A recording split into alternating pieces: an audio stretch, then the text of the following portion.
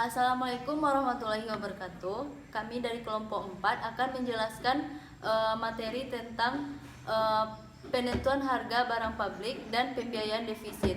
Yang beranggotakan saya sendiri Indah Permata Bunda dan teman saya yaitu Kirana Setiarini, Dinda Mayusri dan Rizky Adi Putra. Materi yang pertama akan dijelaskan oleh Kirana. Dan materi yang kedua akan dijelaskan saya sendiri, dan materi yang ketiga akan dijelaskan oleh Dinda Mayusri, dan materi yang keempat akan dijelaskan oleh Rizky Adi Putra. Assalamualaikum warahmatullahi wabarakatuh. Perkenalkan, nama saya Kirana Setiarini, NIM 1806040. Saya dari kelompok 4 akan menjelaskan materi pertemuan ke-15 tentang penentuan harga barang publik dan pembiayaan defisit. Yang pertama, tentang pentingnya penentuan harga pada barang publik. Penyediaan barang-barang publik yang dibutuhkan oleh pemerintah menimbulkan persoalan karena barang tersebut tidak dapat dijual kepada seorang konsumen saja atau karena tidak efisien. Di sini akan dibahas mengenai barang publik yang dapat dipungut suatu harga pada barang tersebut. Akan tetapi pemungutan harga atas penyediaan barang tersebut tidak dilaksanakan melalui mekanisme pasar.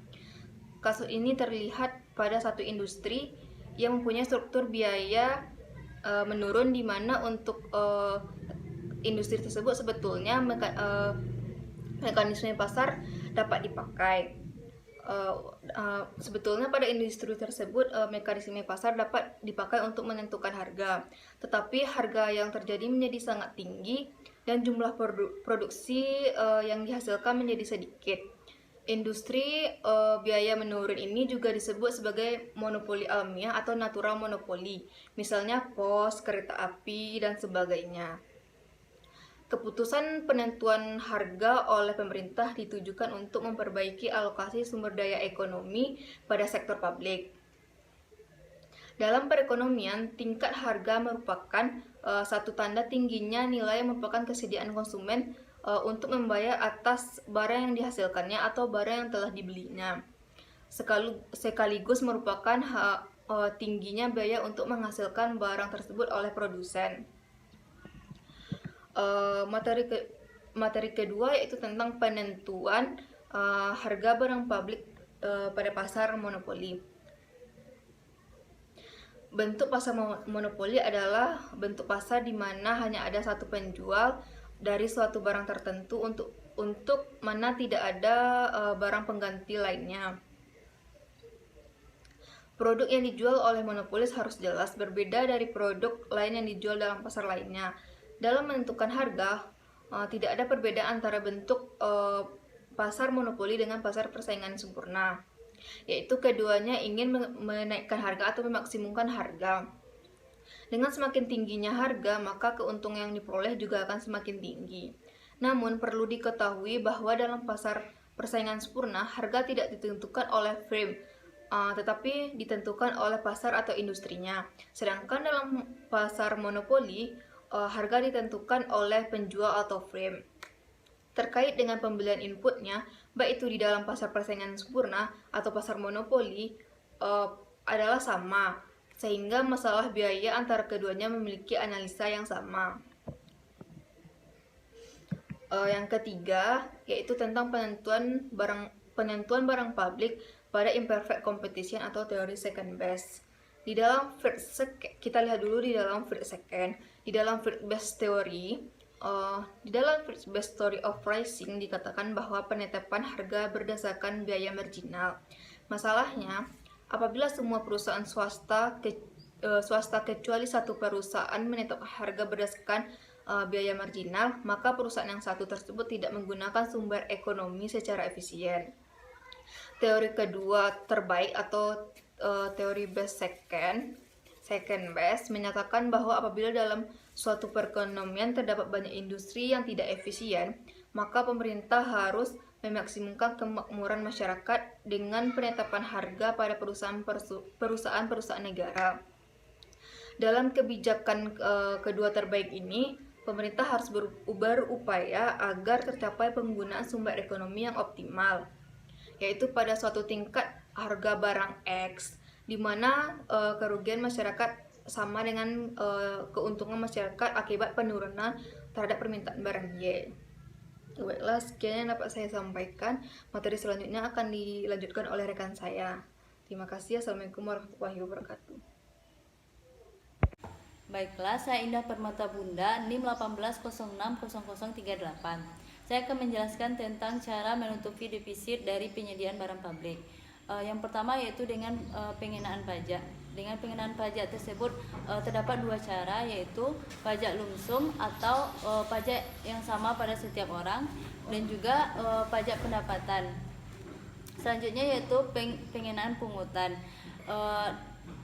Pengenaan pungutan dalam menutupi defisit dapat dilakukan dengan cara sistem dua harga, di mana pada sistem dua harga konsumen membayar pungutan atas setiap barang yang dia konsumsi. Selain itu, setiap konsumen juga akan membayar tambahan pungutan dalam jumlah yang sama pada setiap konsumen.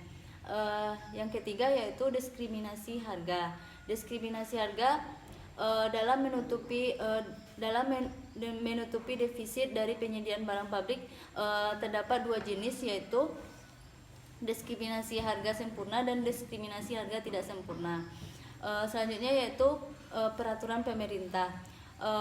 Peraturan pemerintah dalam menutupi defisit penyediaan barang publik dapat dilakukan dengan menetapkan harga yang dapat dipungut haruslah dapat memenuhi seluruh biaya produksi, termasuk pengembalian modal. Selanjutnya saya akan menjelaskan tentang materi pajak untuk menutupi defisit. Seperti yang sudah saya jelaskan di atas, pajak untuk menutupi defisit terbagi dua, yaitu pajak lumsum atau jumlah yang sama pada setiap orang. Tetapi pajak tersebut tetapi pajak lumsum tersebut bertentangan dengan prinsip kemampuan membayar pajak. Yang kedua yaitu pajak pendapatan. Pajak pendapatan ini akan menimbulkan efek pendapatan dan efek substitusi yang menyebabkan perubahan perilaku konsumen, sehingga pajak tersebut dikatakan tidak efisien. Selanjutnya yaitu materi tentang pungutan menutupi defisit, di mana setiap orang yang menikmati barang publik harus membayar pungutan terhadap barang yang dia konsumsi tersebut.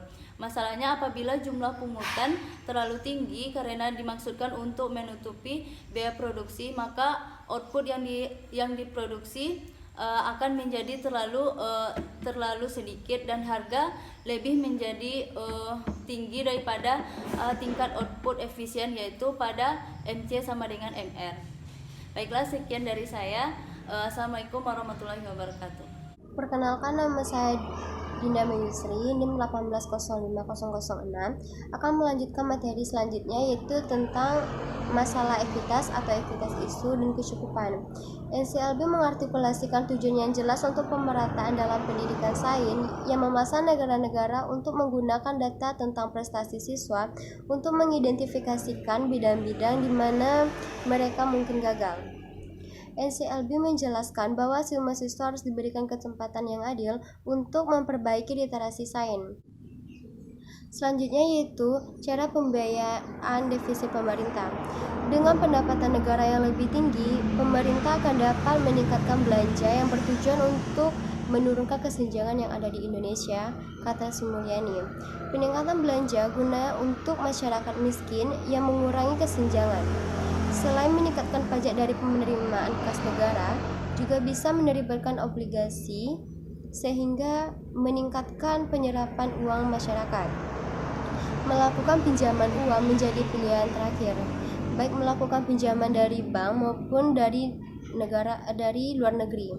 Dari sisi pengeluaran, pemerintah bisa melakukan pemotongan biaya program tertentu. Program yang tidak bisa memberikan pengaruh terhadap pajak bisa dan sebaliknya yang dikurangi. Kemudian pengurangan pengeluaran rutin yang berupa subsidi yang terlampau besar seperti listrik, BBM, dan lainnya. Selanjutnya Selanjutnya yaitu adalah dampak dari defisit. Secara umum, defisit mampu memberikan dampak buruk bagi suatu negara maupun organisasi. Dampak tersebut antara lain, yang pertama tingkat inflasi. Keadaan defisit dari kecenderungan naik harga kebutuhan pokok atau inflasi. Hal ini bisa terjadi ketika pemerintah melakukan pengeluaran untuk program jangka panjang yang belum menghasilkan. Yang kedua yaitu tingkat suku bunga, ditandai dengan kurangnya pengeluaran karena penerimaan yang lebih sedikit. Untuk memenuhi kebutuhan masyarakat, pemerintah harus menambah modal. Yang ketiga yaitu konsumsi dan tabungan. Dengan keadaan inflasi, mampu mengurangi pendapatan real masyarakat. Hal ini membuat masyarakat mengurangi tingkat konsumsi dan tabungan. Padahal, peran penting pada tabungan adalah untuk mendorong investasi. Selanjutnya yaitu pengangguran. Pengurangan dari tingkat investasi, penurunan dari tingkat inflasi juga berdampak pada peningkatan angka pengangguran, suku bunga meningkat, dan penurunan investasi akan membuat proyek berhenti, di mana sebuah proyek pasti akan melakukan pengurangan terhadap pekerjaan. Baiklah, saya akan melanjutkan materi yang selanjutnya, yaitu materi yang ke-10 dan ke-11, yang mana materi yang ke-10 tentang beban budget defisit. Nah, budget defisit ini merupakan situasi ketika anggaran belanja negara melebihi pendapatannya. Penyebab defisit anggaran ini bervariasi, mulai dari pengurangan biaya pada arus modal untuk pengembangan segmen tertentu hingga sistem keuangan yang tidak efektif dan kebijakan pajak suatu negara. Nah, bahaya utama dari defisit anggaran ini adalah inflasi, karena dapat berakibat negatif terhadap perekonomian suatu negara tersebut. Akan tetapi, defisit anggaran juga dapat memberikan dampak positif, yakni merangsang permintaan sehingga dapat mendorong pertumbuhan ekonomi. Nah, pemerintah memperoleh dana untuk membiayai defisitnya melalui dua sumber, yaitu pertama mencetak uang atau seigniorage dan berhutang. Seigniorage ini biasanya bukan merupakan sumber pendanaan yang penting, sehingga sumber dana yang penting berasal dari hutang. Lanjut ke materi yang selanjutnya, itu materi yang ke-11 tentang pinjaman dan utang optimal. Pinjaman merupakan penyediaan uang atau tagihan yang dapat dipersamakan dengan itu berdasarkan persetujuan atau kesepakatan pinjam-meminjam antara pihak bank atau dengan pihak lain yang mewajibkan pihak peminjam untuk melaksanakan dengan jumlah bunga sebagai imbalan. Nah, jenis-jenis pinjaman ini terdiri dari yang mana dari segi kegunaannya. Yang pertama dari segi kegunaannya, yang terdiri dari kredit investasi, yang merupakan kredit jangka panjang yang biasanya digunakan untuk keperluan perluasan usaha atau membangun proyek atau pabrik baru atau untuk keperluan rehabilitasi. Yang kedua itu kredit modal kerja, itu kredit yang digunakan untuk keperluan meningkatkan produksi dalam operasionalnya. Nah, jenis pinjaman yang lainnya itu dilihat dari segi tujuan kredit. Yang pertama itu kredit produktif, yang mana kredit ini digunakan untuk peningkatan usaha atau produksi atau investasi. Itu kredit ini diberikan untuk menghasilkan barang atau jasa. Yang kedua itu kredit konsumtif, yang mana kredit ini digunakan untuk dikonsumsi secara pribadi. Dalam kredit ini tidak ada pertambahan barang atau jasa yang dihasilkan, karena memang untuk digunakan atau dipakai oleh seseorang atau badan usaha. Yang ketiga itu kredit perdagangan, merupakan kredit yang diberikan kepada pedagang atau digunakan untuk membeli aktivitas perdagangannya, seperti untuk membeli barang dagangan, perdagangan yang pembayarannya diharapkan dari hasil penjualan barang dagangan tersebut. Nah, selanjutnya dilihat dari yang ketiga itu dilihat dari segi jangka waktu. Yang pertama kredit jangka pendek. Kredit jangka pendek ini memiliki jangka waktu kurang dari 1 tahun atau paling lama 1 tahun. Nah, yang kedua itu kredit jangka menengah, ini yang waktunya berkisar antara 1 tahun sampai dengan 3 tahun. Nah, dan yang ketiga itu kredit jangka panjang, itu kredit yang kisaran waktunya di atas 3 tahun atau 5 tahun. Nah, yang keempat itu jenis pinjaman yang lain itu dilihat dari segi jaminan. Yang pertama itu kredit dengan jaminan, yaitu kredit yang diberikan dengan suatu jaminan. Nah, yang kedua itu kredit tanpa jaminan, kredit yang diberikan tanpa jaminan barang atau orang tertentu. Nah, yang jenis-jenis pinjaman lainnya itu dilihat dari segi sektor usaha. Yang kelima itu dilihat dari segi sektor usaha, yang terdiri dari kredit pertanian, merupakan kredit yang dibiayai untuk sektor perkebunan atau pertanian. Yang kedua itu kredit peternakan, ketiga kredit industri, lain-lainnya kredit pertambangan, kredit pendidikan, kredit profesi, kredit perumahan, dan sektor-sektor lainnya. Nah, dan mengenai utang optimal, ada 2 prinsip mendasar yang perlu diperhatikan dalam hal utang, yakni yang pertama, tujuan utang bukan untuk sesuatu yang sifatnya konsumtif. Utang akan bermanfaat untuk hal-hal yang sifatnya produktif dan memiliki nilai investasi. Yang kedua itu disesuaikan dengan kemampuan finansial. Jangan sampai utang mengganggu pemenuhan kebutuhan finansial bulanan kita. Nah, jadi berpegang pada 2 prinsip tersebut, rasio utang ideal yang umum diketahui yakni total cicilan per bulannya yang tidak boleh melebihi 1/3 dari penghasilan bersih per bulan.